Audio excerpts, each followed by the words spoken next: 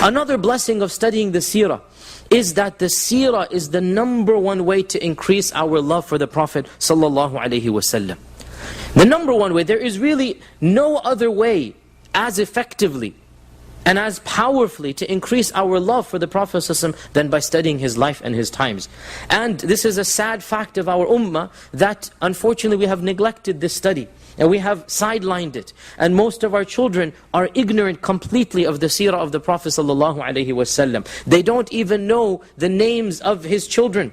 They don't even know the basic dates. When did he immigrate? How old was he when wahi came down? And yet they know so much of this dunya that it is embarrassing. It is embarrassing for us as parents that our children know so much of movie stars and actors and sports personalities, and they have no clue as to the real person whom they should know about. And so by studying the seerah, our love for the Prophet ﷺ increases, and conversely, it demonstrates our love. It's a two-way street.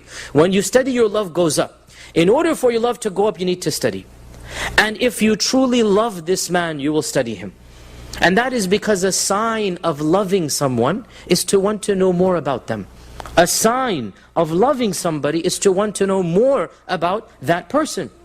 This is human nature. So for example, when I'm traveling, I call up my children, I say, what did you do today? I mean, who cares what they've done? That doesn't affect me. What did you have for breakfast? I ask my children. Who cares? I mean, it's not going to affect me. But this is a sign of love. Because when you love somebody, you want to know everything about them. So anybody who claims to love the Prophet ﷺ, but he doesn't study his life and times, wallahi, the fact that he doesn't study is a sign he doesn't love.